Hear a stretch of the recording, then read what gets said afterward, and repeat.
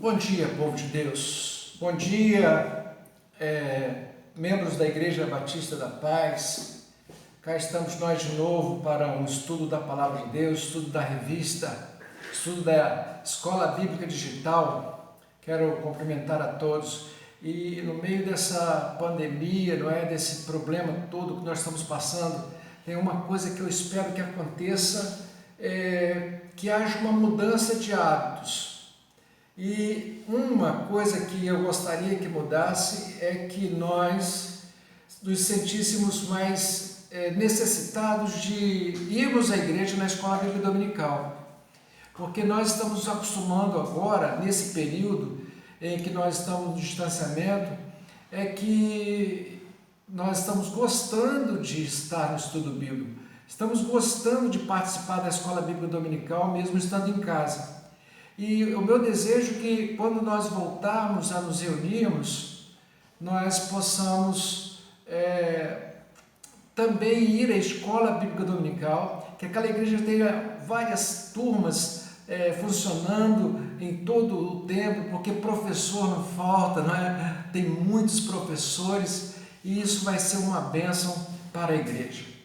O estudo de hoje tem como título Uma Contracultura no Mundo Perdido. Parece complicado, Falar em contracultura, isso me reporta ao seminário, quando a gente estava fazendo o seminário, ele que falava muito em contracultura. Mas o texto bíblico é o livro de Romanos, capítulo 12 todo, mas eu queria ler só os 2 primeiros versículos, porque são os versículos chaves para esse estudo de hoje.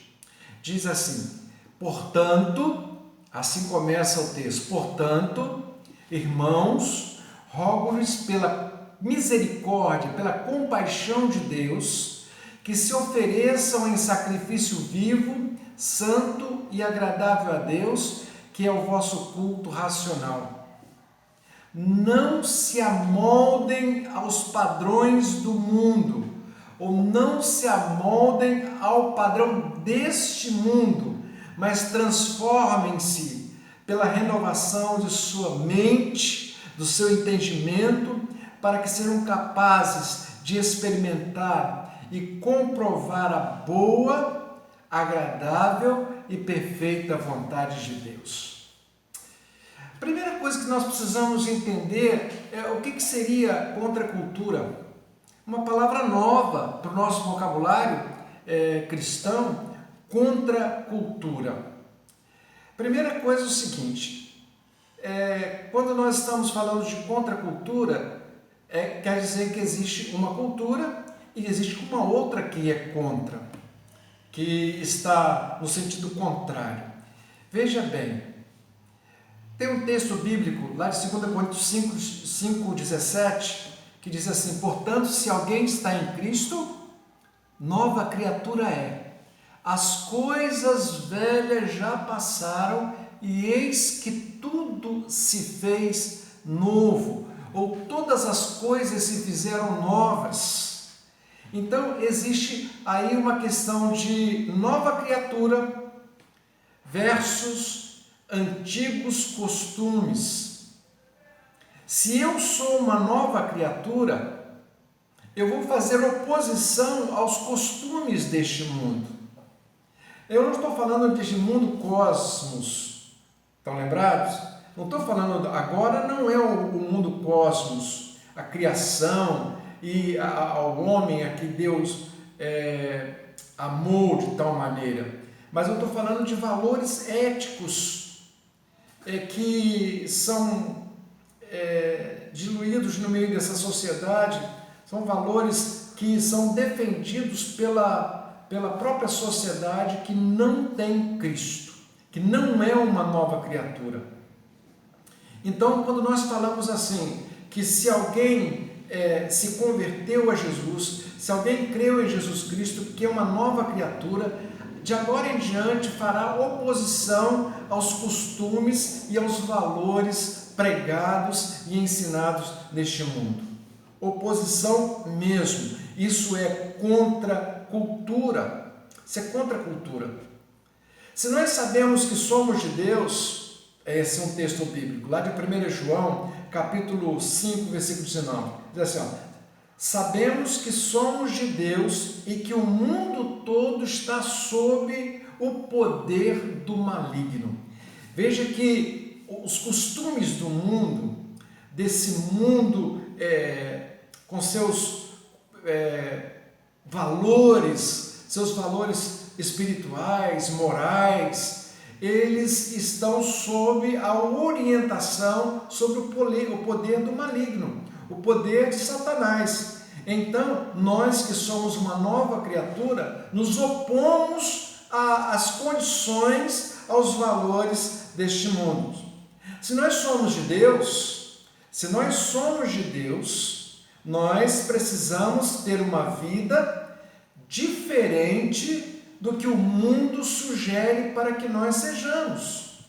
Porque o mundo está sempre querendo colocar na mente das pessoas a fazer as mesmas coisas. Quer ver uma frase que é muito difundida, até mesmo dentro de nossas igrejas? Nada a ver, nada a ver. O nada a ver tem um bojo lotado de coisas deste mundo, nada a ver. Todas as coisas eu posso, porque tem nada a ver mesmo, não é? Esse é o ensinamento do mundo. Se nós somos de Deus, a vida deve ser pautada pela vontade dele e não pela vontade do mundo.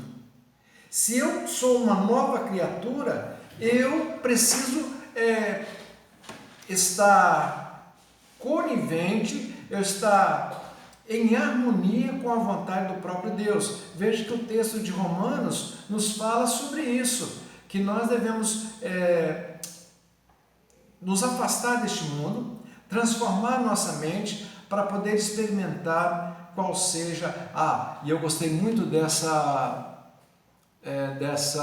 tradução que diz que é experimentar e comprovar a boa, agradável e perfeita vontade de Deus, não é? João escreve lá no capítulo 15, versículo 14, o seguinte: vocês serão meus amigos se fizerem o que eu vos ordeno, o que eu vos mando. Então, nós não estamos sujeitos às coisas que o mundo manda, mas às coisas que o próprio Jesus Cristo manda. Há uma cultura no mundo que contradiz o viver cristão, o viver do crente. O que é impressionante, que a gente pode ficar mais impressionado, é que o mundo tem uma teologia própria. E essa teologia é criada por pessoas que querem viver uma vida cristã, entre aspas, uma vida cristã de acordo com os prazeres, de acordo com os mandamentos mundanos que coadunam com as coisas deste mundo. Esse é um perigo que incorre nas igrejas contemporâneas. Querem adaptar o evangelho ao gosto, ao nível, ao plano dos fregueses. Aquele que está querendo o evangelho, aí as pessoas adaptam esse evangelho à vontade, não é? Ou às necessidades da pessoa. Por exemplo, o evangelho da prosperidade. Se tudo que o evangelho da prosperidade prega, da maneira como prega, seria uma beleza eu estar na vida cristã, porque eu seria rico, porque eu seria próspero, porque eu seria melhor do que qualquer coisa neste mundo. Olha, pastor Tiago, da Igreja Batista de Jerusalém, lá no primeiro século, Tiago 4,4 diz assim: adúlteros, vocês não sabem que a amizade contra o mundo é inimizade contra Deus? Ou inimizade com Deus? A inimizade com Deus? Quem quer ser amigo do mundo faz-se inimigo de Deus. Não há como a gente estar servindo a dois senhores, ou há de amar a um e odiar a outro. Ou nós estamos a favor do mundo ou nós estamos contra ele. Essa é a questão. Para muitas pessoas, que veem a vida cristã como alguma coisa séria, olham para si e veem que estão na contramão.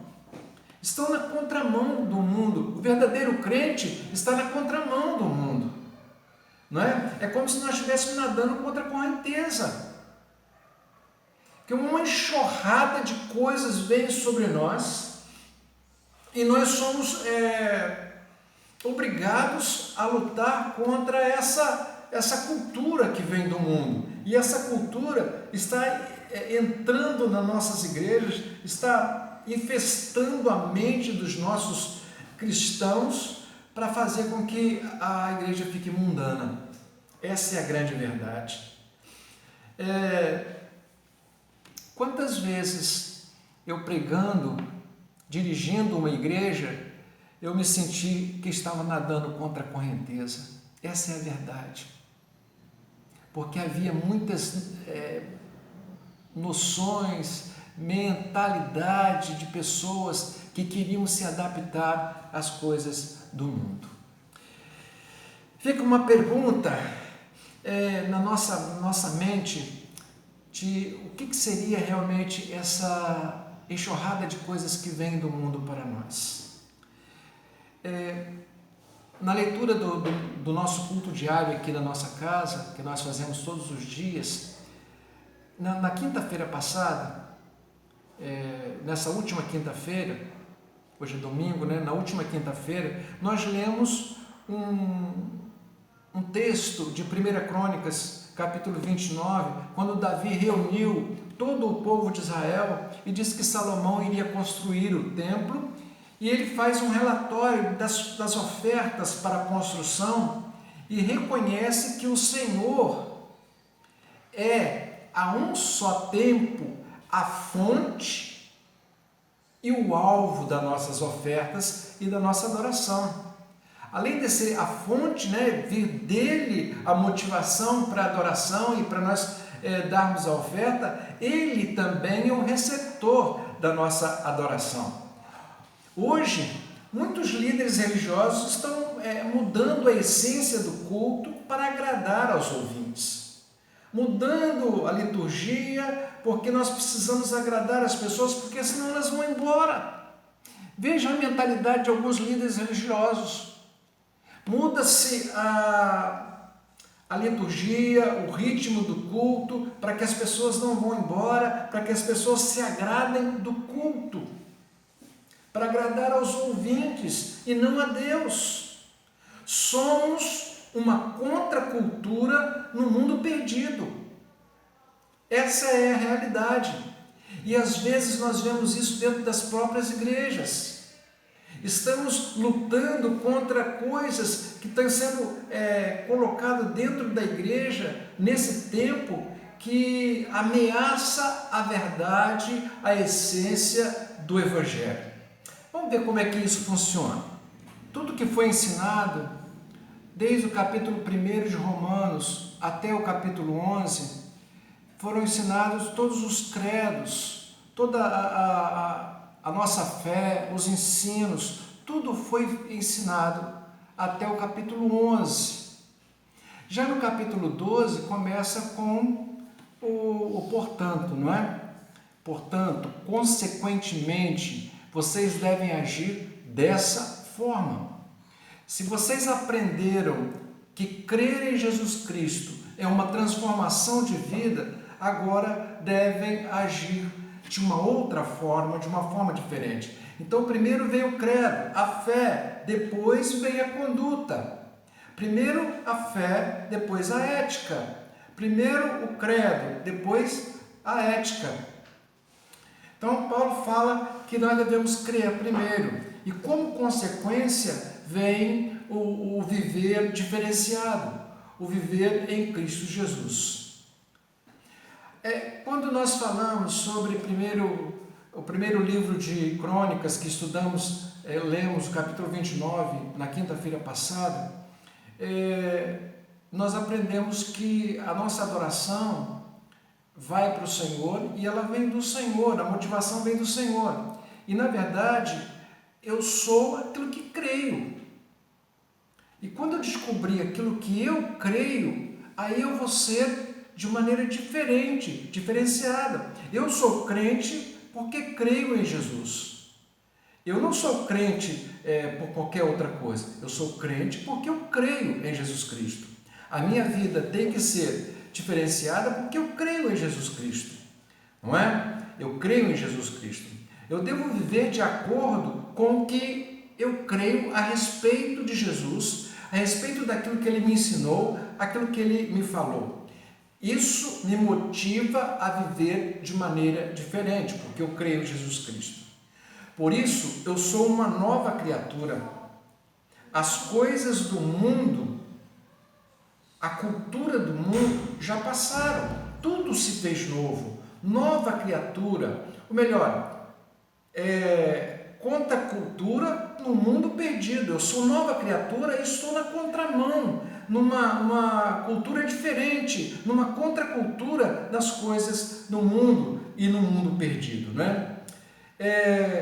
Quando eu leio aos Efésios capítulo 4, versículo 18 e 19, diz assim: eles, as pessoas do mundo, veja o proceder das pessoas que não têm Jesus Cristo, não é? Do fato de entenderem a cultura do mundo dessa maneira. Eles estão obscurecidos no entendimento, separados da vida de Deus por causa da ignorância em questão devido ao endurecimento do seu coração. Tendo perdido toda a sensibilidade, eles se entregaram à depravação, cometendo com avidez toda espécie de impureza. Essa é a cultura do mundo. Agora, o proceder em Cristo Jesus é a contracultura. É aquilo que vai contrário a toda esse proceder mundano, é esse proceder das pessoas que não têm Jesus. Ninguém que tem um encontro pessoal com Jesus vive de maneira relatada nesse versículo que acabamos de ler. Todas as pessoas, isso é o óbvio, todas as pessoas que já se encontraram com Jesus Cristo, que tiveram encontro com Jesus pessoal, verdadeiro, é impossível viver de acordo com esses versículos de Efésios 4, 18 e 19. Se houve uma transformação, deve-se viver de modo diferente e de acordo com essa transformação. Que nós podemos ver que no versículo 2 de Romanos 12, o segundo versículo, que diz assim: não se igualem, não se moldem ao mundo, mas transformai-vos pela renovação do vosso entendimento. E se nós formos buscar a origem da palavra transformação, ela se baseia em metamorfose. É uma metamorfose, uma transformação, a mesma transformação que a borboleta passa para a lagarta, de lagarto para a borboleta. Essa metamorfose é uma transformação, e essa transformação ocorreu em nós, no nosso coração. E alguém que não foi transformado a partir do entendimento não é capaz de viver diferente, não pode viver diferente das coisas do mundo, não é? É capaz somente de se igualar às coisas, se amoldar às coisas deste mundo. Mas quem já foi transformado em Cristo Jesus não vive mais segundo este mundo, mas vive segundo a vontade de Cristo. Certa vez eu li numa revista, Mensagem da Cruz, uma ilustração falando sobre o crente chuchu e o crente camaleão. Se moldar, se igualar, se passasse igualmente. O crente chuchu, por exemplo, eu gosto muito de chuchu, não é? Nós gostamos de chuchu. Agora, o chuchu não tem um gosto próprio.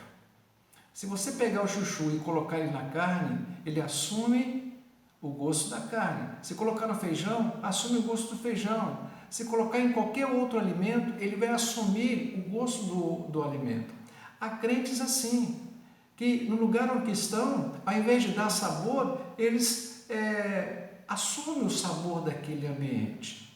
O camaleão ele é capaz de disfarçar contra até mesmo os predadores, não é? Muda de cor de acordo com a situação. Há crentes que mudam de cor de acordo com a situação que estão vivendo naquela hora. Se ele está numa rodinha de amigos e que os amigos estão fazendo qualquer coisa que seja diferente das coisas de Deus, não é? Que Deus aprove ou não, mas ele, para se resguardar daqueles predadores que estão ali, ele acaba se igualando, fazendo as mesmas coisas, não é? Então é o crente chuchu que não dá sabor, assume o sabor, e o crente camaleão que se disfarça para poder se adaptar às situações que ele vive. Muito bem. Quem crê já rompeu com o passado. Quem crê já rompeu com o passado. O crente em Jesus não é massa de manobra, ele não é manipulado pelo mundo, pelas coisas do mundo, pelas ideias do mundo. Ele ousa nadar contra a correnteza. Ele ousa nadar contra a correnteza. Na nossa revista, ela faz uma pergunta seguinte: como o Novo Testamento vê o mundo? Como a Bíblia, como a mensagem do Evangelho vê o mundo? A igreja contemporânea, infelizmente, ela é mundana. Até os critérios para se avaliar uma igreja hoje são mundanos e não bíblicos. A arquitetura do templo, não é? Bonito, se o templo é vistoso naquele lugar, o volume das entradas, quanto que ela arrecada, o nível social dos membros, esses são critérios do mundo. Enquanto que os critérios bíblicos deveria ser pelos padrões de Cristo. Quanto que a igreja exibe de Cristo ao mundo? Como que é a aparência dela? Como é que o mundo vê a igreja em se tratando dela ser a igreja de Jesus Cristo? Essa é a questão. Vocês já ouviram falar na Igreja Preta?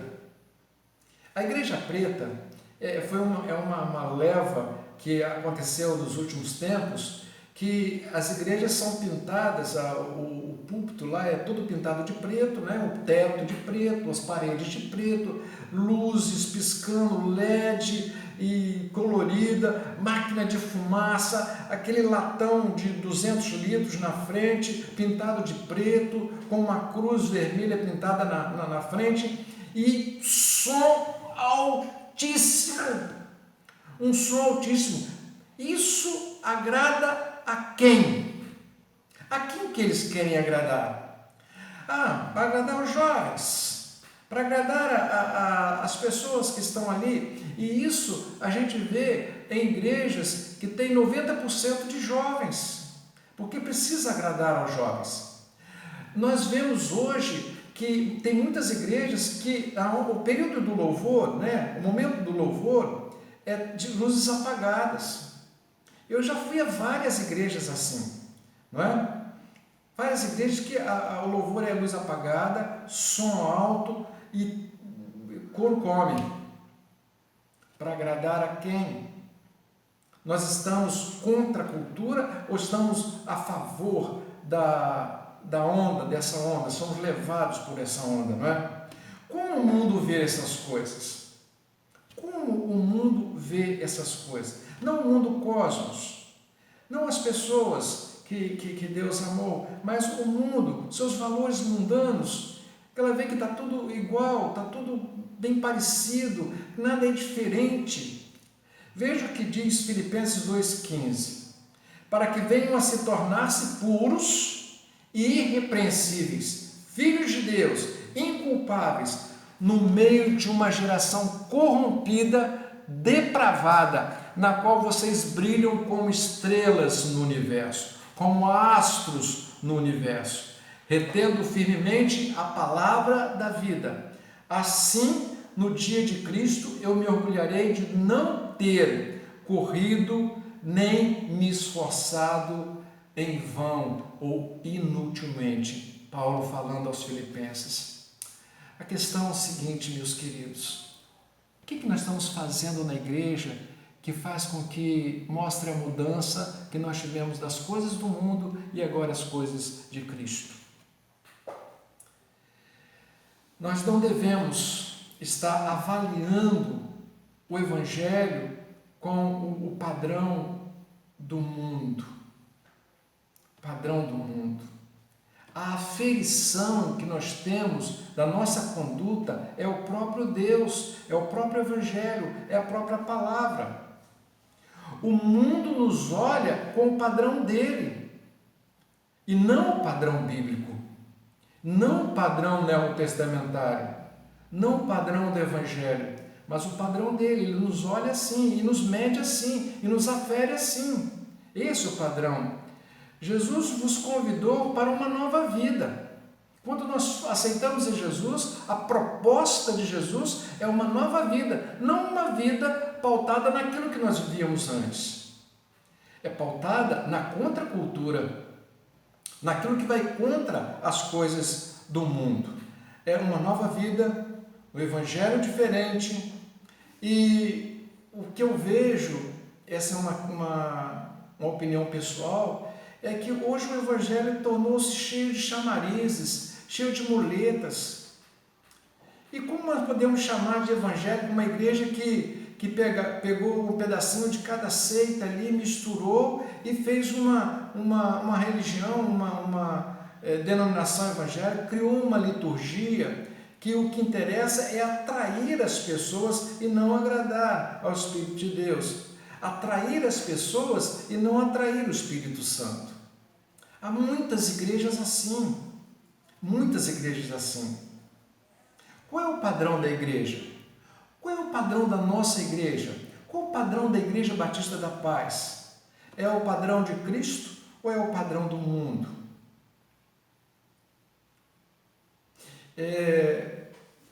Eu tive muitas experiências de pastorear por muitos anos, 29 anos, igreja de beira de praia. Igreja de beira de praia, fica difícil você pregar naturalmente, nos domingos, à noite principalmente. Se você tiver que exortar a igreja local, fica complicado, porque você tem uma enxurrada de turistas que querem ouvir só coisa boa, afinal de contas estão de férias. Então, o que você tem que fazer? Adaptar o seu sermão àquilo que os turistas querem ouvir. Fraqueza, pura fraqueza. Colossenses capítulo 1, versículos 10 a 12 diz assim: e isso para que vocês vivam de maneira digna do Senhor e em tudo possam agradá-lo, frutificando em toda boa obra, crescendo no conhecimento de Deus e sendo fortalecidos com todo o poder, de acordo com a força da sua glória, para que tenham toda perseverança e paciência com alegria, dando graças ao Pai, que nos tornou dignos de participar da herança dos santos no reino da luz. Esse é o padrão da igreja de Jesus Cristo. Paulo descreve com precisão esse padrão. Esse padrão. E olha que nós devemos entender também sobre santidade na igreja. A santidade na igreja é algo que não muito pregado. Eu tenho visto bastante isso nas mensagens do pastor Haroldo, na Igreja da Paz, sobre a santidade, sobre a luta contra o pecado. Mas, na verdade, na lição de hoje fala que a santidade, ela é moral e não litúrgica. Você já pensaram se nossos cultos fossem marcados por rituais? Há poucos dias eu estava ouvindo uma rádio evangélica, dessas igrejas novas igrejas por aí, uma rádio evangélica, e o locutor pastor disse o seguinte: ligue para nós, diga o seu problema e faremos um ritual de descarrego. Que absurdo! Um ritual de descarrego? Isso foi pego lá na Umbanda, na Macumba, já fazendo banhos de ervas, e isso já penetrando numa igreja evangélica. Olha, meu querido irmão da Igreja da Paz, nosso culto é racional. Paulo acabou de dizer isso para nós. Paulo acabou de dizer que o nosso culto, ele é racional. É muita consciência nesse negócio. É muita lucidez. Não é a gente ficar fazendo coisas para agradar as pessoas. Olha, a gente vê igrejas que os líderes religiosos que dirigem o culto, roupa branca, sapato branco, pano pendurado no pescoço, toalhinha no pescoço e uma série de outras coisas absurdas que a gente vê que o mundo acaba exigindo que eles tenham isso. Agora, se põe a verdade, se põe a palavra em jogo, aí as pessoas se afastam, se afugentam. Quero dizer uma coisa para vocês, para despertar vocês agora. Por que a escola bíblica dominical é tão mal frequentada? Quando eu cheguei na Paz, eu vi isso, que tinha uma turma de poucos homens, de idosos, e eu frequentei a turma deles lá, do irmão Ilmo, e uma turma pequena de senhoras cá em cima, e os jovens nada, ninguém mais. Por que o estudo da palavra fica sempre em segundo plano? Vamos pensar nisso. Nosso culto é racional. Não adianta ficar de mãos levantadas, olhos fechados, na hora do louvor, e dando glória a Deus, e a vida não condiz com esse procedimento. Meu procedimento lá fora é outra coisa. Lá fora eu estou adaptando a minha vida ao mundo, aos padrões do mundo. Aí chega dentro da igreja, eu tenho uma liturgia, eu vou de acordo com o ritmo. Eu já vi pessoas, já fui em igrejas, que eu vi pessoas rodopiarem até cair, entre aspas, no espírito. Rodarem até cair. Isso é liturgia. E às vezes a vida não está nem aí para nada disso. Se o Evangelho, se Jesus não fez a obra de transformação, não adianta liturgia, não passa de rituais. Mas se você teve um encontro pessoal e verdadeiro com o que é capaz de lhe transformar, você está devidamente capacitado para glorificar a Deus do seu jeito, com intimidade com o Pai. Por isso, já se tornou uma questão de caráter. Não é liturgia, é caráter, é mudança de caráter. Paulo nos mostra com clareza, em muitos textos, o que éramos e o que somos. Ele fala muito disso. 1 Pedro 4, aliás, Paulo não, Pedro que vai falar agora para nós, não é Paulo. Paulo falou muito sobre isso. Antes vivíamos mortos nos nossos delitos e pecados, mas agora fomos vivificados por Cristo. Mas Pedro fala algo interessante aqui, olha, no passado, deixa eu dar a referência primeiro, 1 Pedro 4, 3. No passado vocês já gastaram tempo suficiente fazendo o que agradava aos pagãos. Naquele tempo, vocês viviam em libertinagem, na sensualidade, nas bebedeiras, nas orgias, nas farras e na idolatria repugnante. Antes, já gastaram muito tempo nisso. Agora, já que vocês confessam a Jesus como Salvador, como Senhor das suas vidas, a questão é outra. A questão da liturgia é externa, é algo que acontece no exterior. Posso fazer o que eu quiser para impressionar a muitas pessoas, mas a questão é moral, não é engano. Na questão moral, não se pode enganar as pessoas. Eu não posso enganar ninguém na questão moral, na minha vida moral, no meu procedimento, no meu proceder. Mas na liturgia eu posso fazer o que quiser, que eu vou enganar a qualquer um, menos a Deus, é claro, né? A santidade é moral e não gestual, como levantar as mãos, volume dos cânticos. Santidade, meu irmão, é caráter, de acordo com o padrão bíblico. Ponha isso no seu interior, ponha isso na sua consciência. Santidade é caráter de acordo com o padrão bíblico e não com o padrão do mundo. Por isso nós chamamos que o proceder cristão é contra a cultura, é remar contra a correnteza, é ir na contramão do mundo. A santidade, para a gente terminar, a santidade ela é relacional, não mística, ela não é mágica. É uma coisa que acontece de forma mágica, mas a santidade ela é para se relacionar com as pessoas. A igreja é uma comunidade e não um bando solitário. Deus faz que o solitário viva em família. Nós somos salvos para nos relacionar com as pessoas.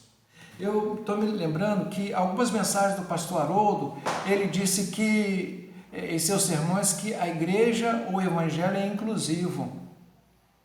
Na igreja, quem não teria oportunidade de ser valorizado no mundo, ter a voz no mundo, na igreja o é. Na igreja tem, ele é incluído.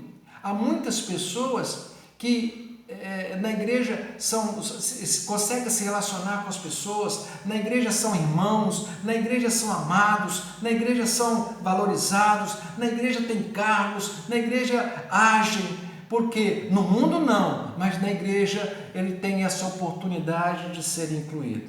A igreja de Jerusalém e Barnabé nos mostram isso. Olha só, Atos capítulo 4, 32 a 37, e vale a pena a gente ler o texto todo. Vamos ler de carreirinha, para a gente ganhar tempo. Da multidão dos que creram, era a mente e um coração. Ninguém considerava ninguém unicamente sua coisa alguma, ninguém considerava unicamente sua coisa alguma que possuísse, mas compartilhava tudo o que tinham. Com grande poder, os apóstolos continuavam a testemunhar da ressurreição do Senhor Jesus e grandiosa graça estava sobre todos eles. Não havia pessoa necessitada entre eles, pois o que possuíam, terras ou casas, as vendiam, traziam dinheiro da venda e colocavam aos pés dos apóstolos, que o distribuíam segundo a necessidade de cada um. José, um levita de Chipre, a quem os apóstolos deram o nome de Barnabé, que significava encorajador, vendeu um campo que possuía, trouxe o dinheiro e colocou aos pés dos apóstolos. Isso é igreja. Isso é igreja verdadeira. Está lembrado a igreja de Atos, capítulo 2?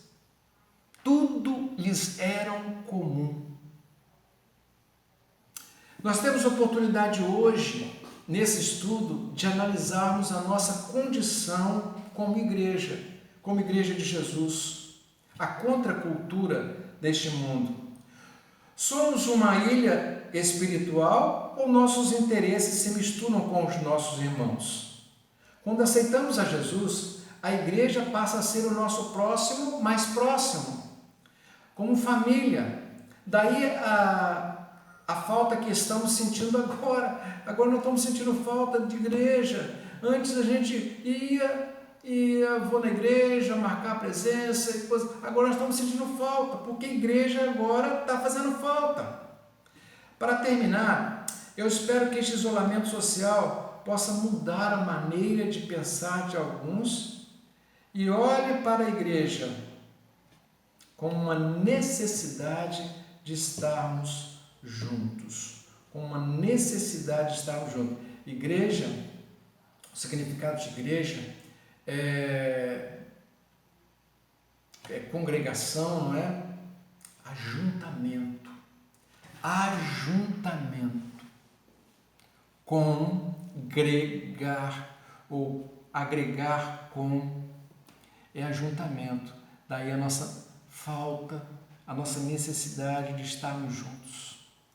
Vamos pensar na nossa conduta, na maneira que nós estamos procedendo, estamos agindo, de que forma estamos agindo, como nós pensamos a respeito de igreja, e que o Senhor bendito, glorioso, abençoe ricamente a cada um de vocês.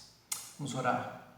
Querido Deus, querido Pai, esteja, ó Deus, visitando a cada irmão, cada pessoa que está assistindo agora esse estudo, influenciando com teu espírito mais profundo do seu ser, da sua mente, seu coração, falando aquilo que ele precisa ouvir, no entendimento espiritual, no entendimento que o Senhor tem para ele, individualmente para cada pessoa. Nós te louvamos, te bendizemos em nome de Jesus. Amém.